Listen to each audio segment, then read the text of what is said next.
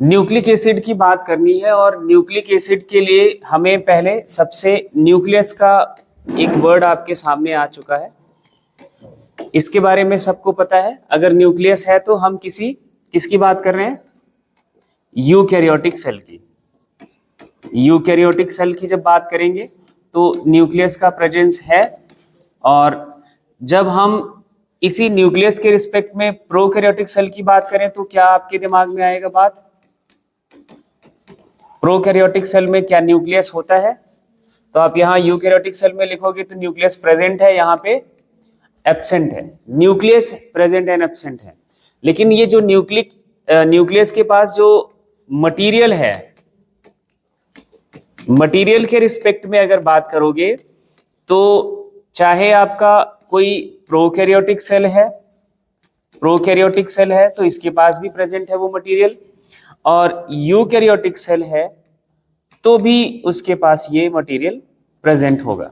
तो दोनों के रिस्पेक्ट में मटेरियल तो दोनों के पास है, लेकिन nucleus as a organelle, as a structure सिर्फ कहां प्रेजेंट है? यूकैरियोटिक सेल के पास। इस न्यूक्लियस के पास एक एसिडिक मटेरियल प्रेजेंट है, और इस एसिडिक मटेरियल का नाम यहां पे लिखा हुआ है न्यूक्लिक एसिड। इतनी बात क्लियर है? अब ये न्यूक्लिक एसिड की डिस्कवरी के लिए लिखा हुआ है, फ्रेडरिक मिशर ने इसको सबसे पहले न्यूक्लिक एसिड न्यूक्लियस में डिस्कवर किया था। कौन सा सेल था? पस सेल। ये बहुत बार क्वेश्चन बना हुआ है, पस सेल। पस क्या होता है? जब आपको चोट लग जाती है और वो जो घाव है वो सड़ने लगता है, वाइट से कुछ निकलते हैं, है ना, वो खराब, जिसे कहते हैं कि ये साफ करना पड़ेगा। वो डेड एंड डेब्रिसेस हैं, डिकम्पोज्ड सेल्स हैं, उसी को पस बोलते हैं। ठीक है, उस सेल में इन्होंने उनके पस की सेल्स में इन्होंने न्यूक्लियस की डिस्कवरी की और उसके न्यूक्लिक एसिड की, एंड इसका नाम रखा था न्यूक्लिन। क्या नाम रखा था? न्यूक्लिन। ये याद रखना है। एंड टर्म न्यूक्लिक एसिड सबसे पहली बार किसी ने यूज किया था तो वो ऑल्टमैन ने यूज किया था। ऑल्टमैन माइटोकॉन्ड्रिया की डिस्कवरी में भी इनका नाम पढ़ा था। ठीक है, तो न्यूक्लिक एसिड वर्ड किसने यूज किया, ये एक सवाल बनता है। दूसरा, ये जो फ्रेडरिक मिशर हैं, न्यूक्लियस के लिए उन्होंने क्या टर्म यूज किया था? न्यूक्लिन। वो उसका मतलब ध्यान में रखना है। न्यूक्लिक एसिड भी एक पॉलीमर है। क्या है? पॉलीमर है। किसका?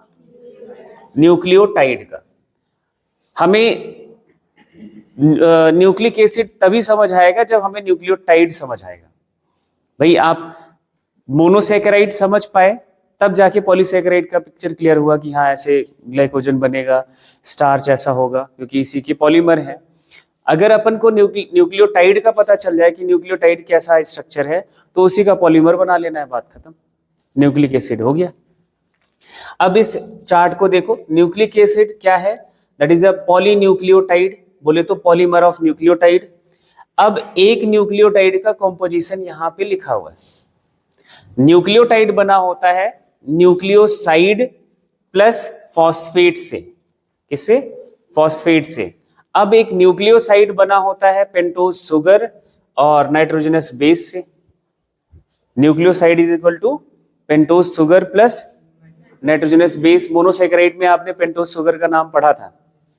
पेंटोज शुगर में 2 शुगर पढ़े थे, राइबोज एंड डीऑक्सीराइबोज, याद है? चलो, तो यहाँ पे दोनों शुगर का नाम राइबोज एंड डीऑक्सीराइबोज। एंड ये आपके लिए एक नया वर्ड है, nitrogenous bases. Nitrogenous bases 2 group में पहले क्लासिफाई किया जाता है, पिरिमिडीन एंड प्यूरिन। 2 इनके पेरेंटल रिंग, पेरेंटल जो स्ट्रक्चर है उसके बेसिस पर है। और पिरिमिडीन में आते हैं साइटोसिन, यूरासिल और थाइमिन, और प्यूरिन में आता है कौन? Adenine and guanine. ये 5 तरह के, total 5 types of the nitrogenous bases हैं, बट ये 2 ग्रुप्स में इनको क्लासिफाई करा जाता है। पिरिमिडीन में आता है cytosine, uracil and thymine. Purine में आता है कौन? Adenine and guanine. ठीक है, अब इसके बेसिस पर, इन्हीं नाइट्रोजन बेसिस के बेसिस पर, टाइप्स ऑफ नाइट्रोजन बेसिस, कौन सा नाइट्रोजन बेस किसके साथ जुड़ रहा है, उसके बेसिस पर हम अलग अलग टाइप के न्यूक्लियोटाइड्स देखेंगे।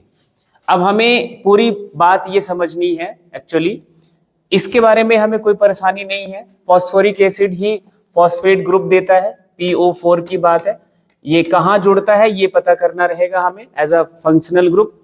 उसके बाद पेंटोज शुगर के बारे में हमने पढ़ ही रखा है, राइबोज एंड डीऑक्सीराइबोज। सिर्फ एक ऑक्सीजन, हाँ डीऑक्सी, एक ऑक्सीजन का डिफरेंस है कार्बन नंबर 2 पर। एंड नाइट्रोजनस बेसिस आपके लिए बिल्कुल नए हैं और इन्हीं को आपको समझना पड़ेगा पहले। फिर जब इन सभी स्ट्रक्चर्स का कैसे बॉन्ड बन के एक न्यूक्लियोटाइड बनता है वो जब समझ गए तो फिर आपको कोई परेशानी ही नहीं होगी। अब याद रखने के लिए इस प्यूरिन को याद रखना है, पिरिमिडीन अपने आप याद रहेगा। चलो अब पिरिमिडीन की बात करते हैं कि पिरिमिडीन है एक्चुअली क्या। ठीक है, पिरिमिडीन रिंग का डेरिवेटिव होता है। पिरिमिडीन एक सिंगल रिंग का कंपाउंड है, उस पे और कोई फंक्शनल ग्रुप्स लगे हुए हैं तो आपका अलग अलग फंक्शनल ग्रुप लग गया तो वो कंपाउंड्स डिफरेंट हो गए। जैसे हमने नाम पढ़ा साइटोसिन, थाइमीन और यूरासिल। ठीक है, skeleton of ring is composed of 2 nitrogen. इनका एक सिंगल रिंग है, इसमें 2 नाइट्रोजन के एटम होते हैं और उसके बाद 4 क्या होते हैं, कार्बन के एटम होते हैं। देखो काउंट कर लो, किसी भी रिंग में 1 और 2 ये नाइट्रोजन है, उसके बाद यहाँ भी कार्बन, यहाँ भी कार्बन, यहाँ भी और यहाँ भी। ठीक है, ये सारे कार्बन के एटम लगे हुए हैं। तो ये पूरी जो आपकी 6 मेंबर्ड रिंग है, इस रिंग को हम बोलते हैं पिरिमिडीन रिंग। क्या बोलोगे, पिरिमिडीन रिंग। कैसा, जब ये रिंग बनेंगे तो कैसा बनेगा, यहाँ कुछ इस तरह से। यहाँ आपका एक नाइट्रोजन है और ये कार्बन है, ये भी कार्बन है, ये भी आपका कार्बन है, यहाँ एक नाइट्रोजन आएगा और इधर कार्बन है यहाँ। और इसकी बैलेंसी पूरा करने के लिए यहाँ भी एक कार्बन है, आपको हाइड्रोजन से फुलफिल कर लेना है। एंड फाइनली जो ग्रुप्स इनके लगते हैं वो अलग अलग टाइप के पोजीशन वाइज देखोगे तो हम यहाँ देखेंगे। जैसे यहाँ पे CO लगा है, इसमें NH2 लगा है, यहाँ पे CH3 लगा है, वहाँ पे एक और आपका लग जाएगा NH, है ना। तो ये आपको इस रिंग को अल्टरनेट नहीं, एक सिंगल बॉन्ड यहाँ आएगा तो इस रिंग को हम बोलते हैं क्या, पिरिमिडीन रिंग। ठीक है, इसके डेरिवेटिव्स को हम अलग अलग नाम दे देते हैं। Pyrimidine ring single ring structure है, एक रिंग है। और इसको पहले कंपेयर कर लो तो आपको ज्यादा ठीक रहेगा। प्यूरिन की जब बात करेंगे तो ये डबल रिंग स्ट्रक्चर है। कैसा है, 2 रिंग्स हैं इसके पास। जितने भी आप प्यूरिन के स्ट्रक्चर्स देखोगे, जैसे 2 ही हैं, एडेनिन और ग्वाइनिन, तो डबल रिंग स्ट्रक्चर है। बात क्लियर हो गई। नाम पिरिमिडीन बड़ा है लेकिन स्ट्रक्चर छोटा है, छोटा नाम प्यूरिन का है लेकिन स्ट्रक्चर बड़ा है। बात क्लियर रहेगी ऐसे। ठीक है, अब इनमें इस पिरिमिडीन में कैसा पिरिमिडीन रिंग बना हुआ है ये ध्यान रखना है। 2 नाइट्रोजन एटम है और 4 कार्बन के एटम है। इसके 3 टाइप के नाइट्रोजन बेसेस हैं, साइटोसिन, थाइमीन और यूरासिल। अब पहले हम साइटोसिन को देखें तो साइटोसिन में नंबरिंग जरूर ध्यान रखना है। कार्बन नंबर, इसको नंबरिंग कार्बन तो नहीं बोलेंगे, पोजीशन नंबर 1 2 3 4 5 6 मेंबर्ड रिंग है और यहाँ पे 4 पे एक NH2 ग्रुप लगा हुआ है, अमीनो ग्रुप लगा हुआ है बस। और यहाँ थाइमीन में देखोगे तो नंबरिंग वहीं से स्टार्ट है ना। एंड इधर एक कार्बन नंबर 5 पे मिथाइल ग्रुप लग जाता है और यहाँ पे जो आपका एमिनो ग्रुप नहीं है वो 2 कीटोन ग्रुप लगे हुए हैं, CO लगा हुआ है। ठीक है, तो ये थाइमीन की जब बात करेंगे तो ये सिर्फ और सिर्फ DNA में मिलता है, RNA में नहीं मिलेगा। मतलब DNA के न्यूक्लियोटाइड्स में होगा, RNA के न्यूक्लियोटाइड्स में नहीं होता। अभी आगे ये क्लियर होगा, अभी छोड़ दो इसको। ठीक है, उसके बाद इधर हम यूरासिल की बात करेंगे तो नंबरिंग वही है, बस इनके फंक्शनल ग्रुप अलग हैं। यहाँ पे मिथाइल ग्रुप नहीं लगा है, 2 CO ही लगे हैं कार्बन नंबर 4 और 2 पर, और ये आपका बन जाता है यूरासिल। स्ट्रक्चर इनके आपके सामने है और इन सभी इनके नाम याद होने चाहिए कम से कम।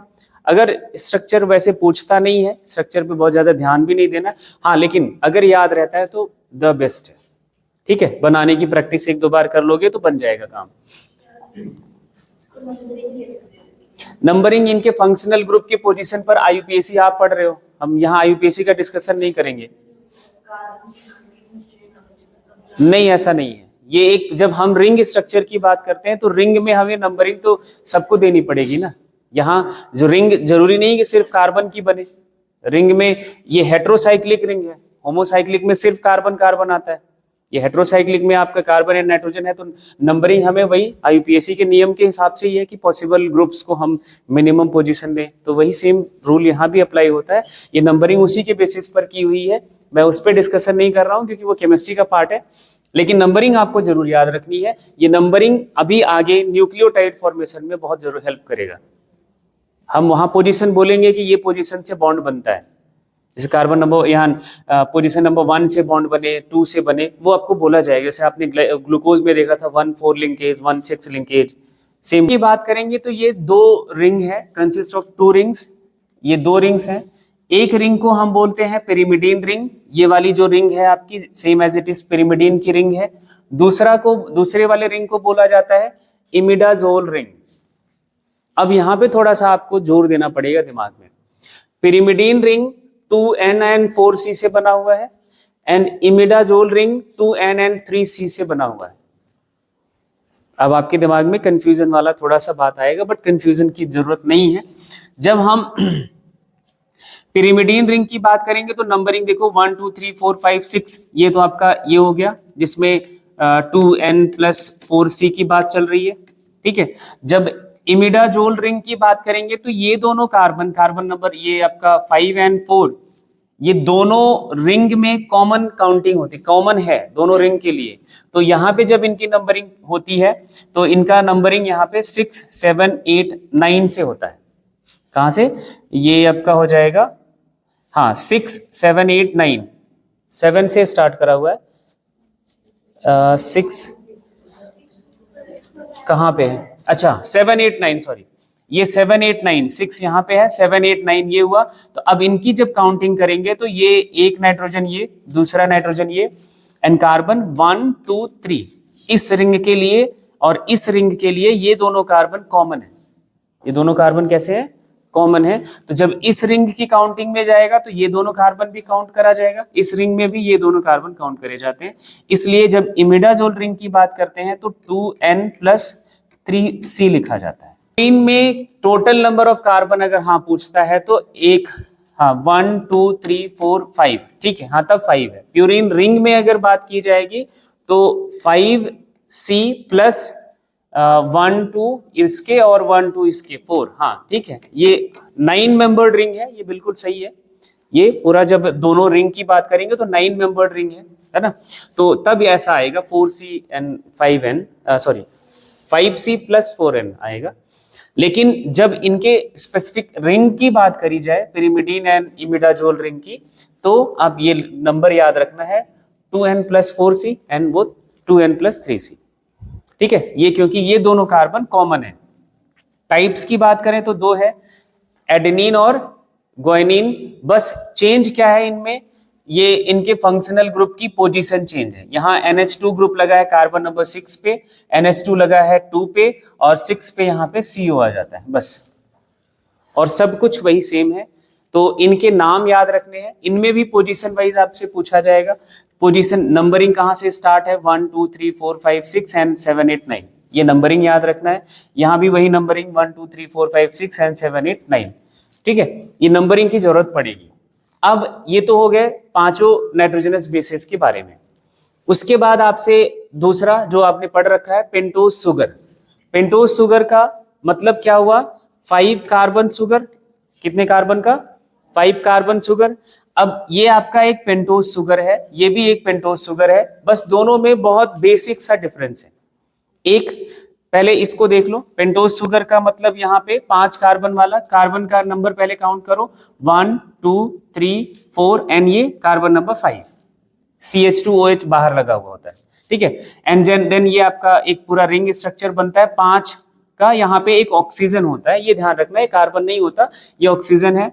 कार्बन नंबर 1 पे HNOH, 2 पे HNOH, इधर H भी लगा हुआ है, इधर भी कार्बन नंबर 3 पे HNOH लगा हुआ है, 4 पे HNCH2OH लगा हुआ होता है एंड CH2 को हम कार्बन नंबर 5 बोलेंगे, ठीक है। तो ये 5 मेंबर का एक रिंग है, इसको पेंटोज शुगर बोलते हैं। जब कार्बन नंबर 2 पे, कौन से पे, ये कार्बन नंबर 2, ध्यान से इसको समझ लेना, ऑक्सीजन लगा हुआ है तब इसको बोलते हैं राइबोज शुगर। क्या बोलते हैं? Ribose sugar. और जब कार्बन नंबर 2 से ऑक्सीजन गायब हो गया तब इसको क्या बोल दिया? Deoxy ribose sugar. डीऑक्सी का मतलब ही होता है ऑक्सीजन नहीं है, रिमूवल ऑफ ऑक्सीजन, ऑक्सीजन हटा दिया। ठीक है, तो कार्बन नंबर 2 पे ही चेंज है और सारा कुछ सेम है। ये जो पेंटोज शुगर है राइबोज, ये आपको आरएनए में मिलेगा। कहां मिलेगा? आरएनए के जो न्यूक्लियोटाइड्स बनते हैं उनमें होगा। और जब हम डीऑक्सीराइबोज शुगर की बात करेंगे, ये आपको डीएनए के न्यूक्लियोटाइड जो बनेंगे उसमें मिलेगा। ठीक है, पेंटोज शुगर 2, राइबोज शुगर कहां? आरएनए में, इसलिए नाम ही क्या है? Ribose nucleic acid, ribonucleic acid. और डीएनए का पूरा नाम क्या है? Deoxyribonucleic acid. क्यों? क्योंकि उसके पास पेंटोज शुगर के तौर पर ये होता है डीऑक्सीराइबोज। अब ये दोनों स्ट्रक्चर थोड़े से आगे की बात कर ले, जो आपको जरूरत पड़ेगी। क्यों ये ऐसा करा गया? भाई नेचर के पास सबसे पहले एज अ न्यूक्लिक एसिड की बात करें तो सबसे पुराना या पहला न्यूक्लिक एसिड कोई है तो वो आरएनए है। क्या है? आरएनए है। आरएनए वर्ड करके एक आप 12th में पढ़ोगे, तो वो आरएनए फर्स्ट न्यूक्लिक एसिड है। फिर ऐसा क्या हुआ या ऐसा क्या जरूरत पड़ी कि आरएनए को डीएनए में कन्वर्ट करना पड़ा? तो ये कोर्स ऑफ एवोल्यूशन का पार्ट है। एवोल्यूशन में ये न्यूक्लिक एसिड भी इवॉल्व हुआ है। कुछ एक बात मैं आपको बता देता हूं क्यों ऐसा करा गया है, जिससे आप थोड़ा सा आइडिया आपके दिमाग में रहे। राइबोज का जो स्ट्रक्चर है, ये राइबोज पेंटोज शुगर, इसमें नंबर ऑफ ऑक्सीजन देखोगे तो 1 मतलब एक ज्यादा है, एक इसमें कम है। ठीक है, एंड ऑक्सीजन के पास अगर आपको पता हो तो आउटर सेल में इसकी वैलेंसी 2 होती है, 2 इलेक्ट्रॉन दे सकता है। एंड उसके साथ साथ 2 लोन पेयर भी होते हैं। आउटर सेल में 2 लोन पेयर भी होते हैं, 4 इलेक्ट्रॉन होते हैं जो किसी को ये डोनेट कर सकता है कोऑर्डिनेट बॉन्ड में। तो ये जब आउटर मोस्ट सेल में इसके 2 लोन पेयर होते हैं, आउटर बैलेंस सेल में कितना इलेक्ट्रॉन होता है इसके? 6 होता है। तो 2 बॉन्ड बना लेता है, 4 बच जाता है। तो वही 2 आपके जो 4 बच जाते हैं 2 लोन पेयर के फॉर्म में बचते हैं। ठीक है, ये जो आउटर मोस्ट में इलेक्ट्रॉन बचता है, जितना ज्यादा इलेक्ट्रॉन होता है उतना ही ज्यादा वो एटम या फिर वो एटम जिस भी मॉलिक्यूल का हिस्सा रहेगा वो इलेक्ट्रॉन क्लाउड क्रिएट करता है। जैसे यहाँ पे देखो ऑक्सीजन के कितने एटम, 1 2 3, ये 4 है ना, ये यहाँ खुद एक 5वां है। सबके आउटर मोस्ट सेल में 4 इलेक्ट्रॉन है। तो इस मॉलिक्यूल में इलेक्ट्रॉन का क्लाउड जो है वो ज्यादा हो जाएगा, ज्यादा बनता है। And that makes this molecule unstable. ये मॉलिक्यूल को बहुत ज्यादा अनस्टेबिलिटी देता है। मींस अनस्टेबल का मतलब ये मॉलिक्यूल बहुत ज्यादा रिएक्टिव होता है। स्टेबिलिटी गेन करने के लिए, स्टेबिलिटी बढ़ाने के लिए नेचर ने इसके कार्बन नंबर 2 से, जिसका कोई यूज नहीं था, इसका ऑक्सीजन रिमूव करा and that makes more stable. ये मॉलिक्यूल जो है थोड़ा ज्यादा स्टेबल है। इसलिए डीएनए एक बेस्ट, या अपन कहें कि बेटर, बेस्ट तो नहीं बोलेंगे, बेटर जेनेटिक मटेरियल है एज कंपेयर टू आरएनए। और ज्यादातर आज देख लो यूकैरियोटिक सेल्स में हम क्या देखते हैं, डीएनए ही एक जेनेटिक मटेरियल के तौर पर क्रोमोसोम में है या न्यूक्लिक एसिड के फॉर्म में है। ये एक रीजन याद रखना है जो स्ट्रक्चर पे जरूरत है, स्ट्रक्चर पर बेस्ड है। आगे बहुत सारे और रीजंस हैं जिसकी वजह से आरएनए को डीएनए से रिप्लेस किया गया, वो जब हम आगे बात करेंगे तब देखेंगे। ठीक है, तो डीएनए में कौन सा pentose sugar? Deoxyribose sugar. Difference क्या है? सिर्फ ऑक्सीजन का। कौन से ऑक्सीजन का? कार्बन नंबर 2 पर। अब एक थोड़ा सा चेंज करेंगे। अब यहां पे चेंज क्या है, ध्यान से सुनना इसको। जब हम पेंटोज शुगर और इधर नाइट्रोजनस बेसिस में नंबरिंग आपने देख लिया 1 2 3 4 5 6 7, जो भी हमें नंबर्स हम यूज कर रहे हैं। अगर हमें न्यूक्लियोटाइड बनाना है तो दोनों मॉलिक्यूल्स को एक साथ जोड़ना पड़ेगा, नाइट्रोजनस बेसिस को भी और पेंटोज शुगर के साथ बॉन्ड बनाना पड़ेगा। अब मान लेते हैं कि बॉन्ड आपका इनका बन रहा है 1n1 के बीच, 1n4 के बीच मान लेते हैं बन रहा है। तो आप जब बॉन्ड लिखोगे तो 1n4 लिखोगे, ये पता ही नहीं 1n4 किसका है। इस डिफरेंशिएशन के लिए एक आपको यहाँ पे तरीका याद रखना है। जब पेंटोज शुगर की नंबरिंग की जाती है, किसकी? पेंटोज शुगर की, इसके ऊपर हम प्राइम लगा देते हैं, 1 प्राइम, 2 प्राइम, 3 प्राइम, 4 प्राइम। ये आपको आगे बहुत जरूरत का काम पड़ेगा, 5 प्राइम, ये हम प्राइम लगाते हैं। जैसे अब आपको लिखा जाए 1n1 प्राइम, तो आपका डिफरेंस पता रहेगा। ये 1 जो है ये आपका नाइट्रोजनस बेस का नंबरिंग का पोजीशन का बात कर रहा है, 1 प्राइम किसका डिनोशन कर रहा है? पेंटोज शुगर के कार्बन का को डिनोट कर रहा है। तो 1 प्राइम वर्ड का जरूरत बहुत पड़ेगा। प्राइम किस लिए हम लगाते हैं? डिफरेंशिएशन के लिए। पेंटोज शुगर के नंबरिंग पे हम प्राइम लगाएंगे, ठीक है, ये बात क्लियर रहेगी। प्राइम कहाँ लगेगा? पेंटोज शुगर की नंबरिंग में प्राइम लगता है। जहां भी नंबरिंग में प्राइम लगा हुआ दिख जाए वो पेंटोज शुगर का है। अभी डीएनए की स्ट्रक्चर में इसकी जरूरत पड़ेगी। अब यह है आपका फॉस्फेट ग्रुप। ये पूरा स्ट्रक्चर है फॉस्फोरिक एसिड का। किसका? फॉस्फोरिक एसिड का। जब ये इस फॉर्म में कन्वर्ट हो जाए, किस फॉर्म में? इनके OH से, जो 3 OH लगे हुए हैं, हर OH से हाइड्रोजन इनका एज अ H+ आयन बाहर चला गया और सारे ऑक्सीजन पर एक एक नेगेटिव चार्ज आ गया, हो गया फॉस्फेट ग्रुप। यही शॉर्ट फॉर्म में आपने लिख दिया था, PO4, 3 नेगेटिव चार्जेस, ठीक है। तो फॉस्फेट का मतलब ये स्ट्रक्चर है, फॉस्फेट ग्रुप का मतलब ये। इतना बात सबको क्लियर हो गया? सारे कंपोनेंट्स आपने पढ़ लिए। एक न्यूक्लियोटाइड में होता क्या क्या है? Nitrogenous bases, nitrogenous bases 5, purine and pyrimidine देख लिया। प्यूरीन में एडेनिन, ग्वानिन और ग्वानोसिन, और उसके बाद पिरिमिडीन में साइटोसिन, थाइमिन एंड यूरासिल, ठीक है। और पेंटोज शुगर आपने देख लिया, deoxyribose sugar and ribose sugar. And phosphate देख लिया, फॉस्फोरिक एसिड से डिराइव होने वाला एक आपका फंक्शनल ग्रुप फॉस्फेट ग्रुप, वो आपने देख लिया। अब इनके साथ साथ एक और बात यहाँ पे आपको याद रखनी है, जो ये आपके नाइट्रोजनस बेसेस हैं, इनको हम नाम पूरा नहीं लिखेंगे। जैसे साइटोसिन हमेशा पूरा साइटोसिन नहीं लिखा जाएगा, इनको शॉर्ट फॉर्म में रिप्रेजेंट करने का तरीका यहाँ पे देखो लिखा हुआ है। साइटोसिन को कैपिटल C से रिप्रेजेंट करा जाएगा, किससे? कैपिटल C से।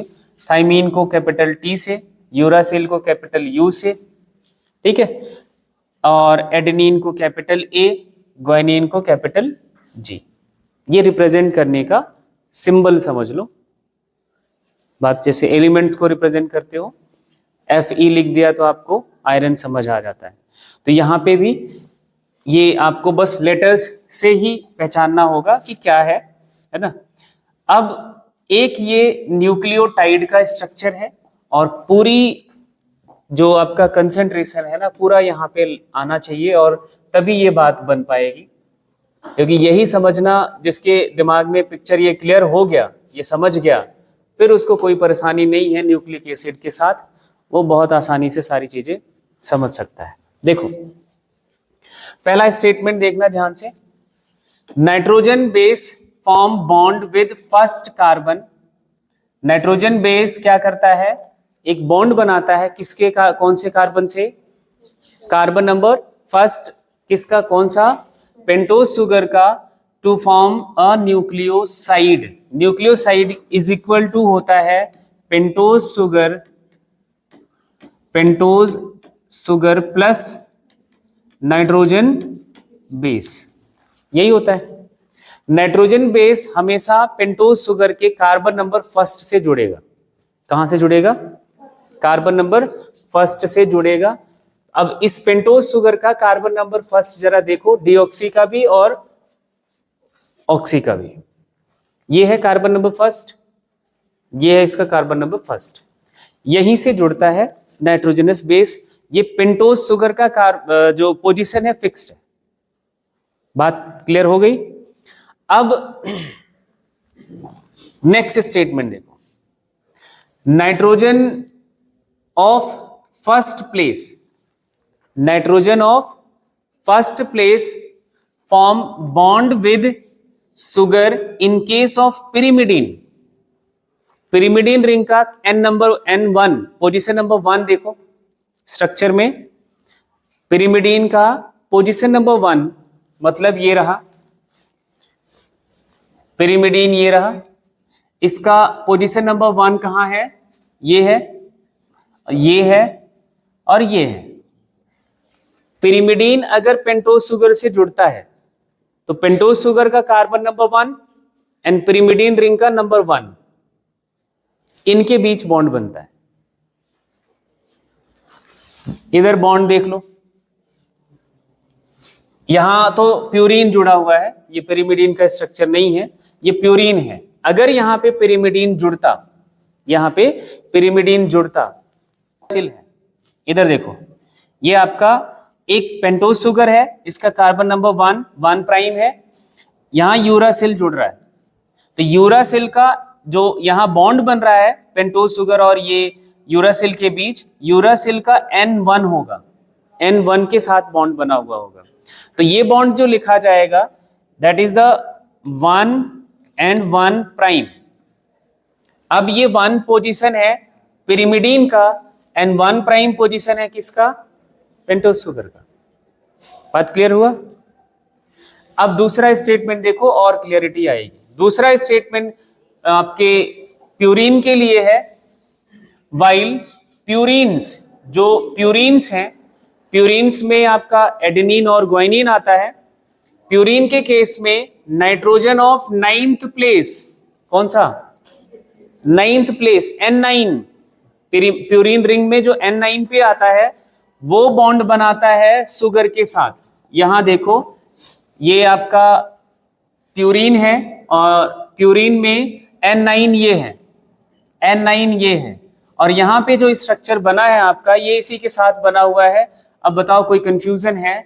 ये जो आपका एक प्यूरीन है यहाँ N9 के साथ 1 प्राइम के साथ बॉन्ड बना है, देखो इस पे प्राइम लगा हुआ है, ठीक है। प्राइम हम डिफरेंशिएशन के लिए लगाते हैं कि हमें पता हो कि हम किसको रिप्रेजेंट कर रहे हैं। यहां जो बॉन्ड बनेगा वो 1 प्राइम एंड 9 के बीच बनेगा प्यूरीन के साथ। प्यूरीन अगर पेंटोज शुगर से जुड़ रहा है तो बॉन्ड कैसा होगा, 1 प्राइम एंड 1 9। अगर पेंटोज शुगर से कोई पिरिमिडीन जुड़ रहा है, पिरिमिडीन अगर कोई जुड़ रहा है तो इनका बॉन्ड होगा 1 प्राइम एंड 1। ये फिक्स्ड है, 1 प्राइम फिक्स्ड है। नाइट्रोजन बेसिस पेंटोज शुगर के हमेशा कार्बन नंबर 1 से ही जुड़ेगा, ये फिक्स्ड है। चेंजेस इनके केस में, नाइट्रोजनस बेसिस के टाइप्स के केस में चेंजेस है। अगर प्यूरीन है तो कौन सा पोजीशन का नाइट्रोजन या रिंग का कौन सा पोजीशन जुड़ेगा, 9th, और अगर पिरिमिडीन है तो 1st पोजीशन। कार्बन नहीं बोलेंगे, ये कार्बन नहीं है, ये रिंग का पोजीशन है एंड इस प्लेस, इन प्लेसेस पर नाइट्रोजन है। 9 पे भी नाइट्रोजन है, 1 पे भी नाइट्रोजन है। बात क्लियर रहेगी। तो ये बॉन्ड बहुत इंपॉर्टेंट है और ये बॉन्ड बहुत पूछा जाता है। उसके बाद फॉस्फेट का जोड़ो, फॉस्फेट की बात देखो। Phosphate forms ester bond, that is a covalent bond का एक टाइप है, with 5th carbon of sugar. किसके साथ, carbon number 5th। Pentose sugar का ये कार्बन नंबर 5th है, ठीक है। और carbon number 5th pentose sugar में देख लिया CH2OH होता है। यही जो OH लगा हुआ है, कौन सा, इसका OH, किसका, इस पेंटोज शुगर का, फॉस्फेट के साथ बॉन्ड बनाता है। एक वाटर का मॉलिक्यूल बाहर जाता है, एक वाटर का मॉलिक्यूल बाहर जाता है, तो ये आपका बन जाता है एस्टर बॉन्ड। ये क्या बनेगा, एस्टर बॉन्ड। ये आपका एस्टर बॉन्ड बनता है। एस्टर ऐसे ही रिप्रेजेंट करते हैं, तो देखो फास्फोरस ये ऑक्सीजन एंड ये एस्टर बॉन्ड बोलते हैं। एक फॉस्फेट ग्रुप कहां लगेगा, कार्बन नंबर 5th पर, इसका भी पोजीशन फिक्स्ड है। हमेशा फॉस्फेट कहां लगा, कार्बन नंबर 5 पर। जब इस पेंटोज शुगर से आपका सिर्फ नाइट्रोजनस बेस जुड़ा तो क्या बन गया? न्यूक्लियोसाइड। क्या बन गया?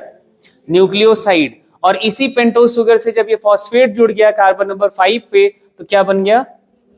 न्यूक्लियोटाइड। मतलब nucleoside is equal to pentose sugar plus nitrogenous base, और nucleotide is equal to pentose sugar plus nitrogenous base plus phosphate, या फिर ये बोल सकते हो न्यूक्लियोसाइड प्लस फॉस्फेट। बात क्लियर है? यही बोलोगे।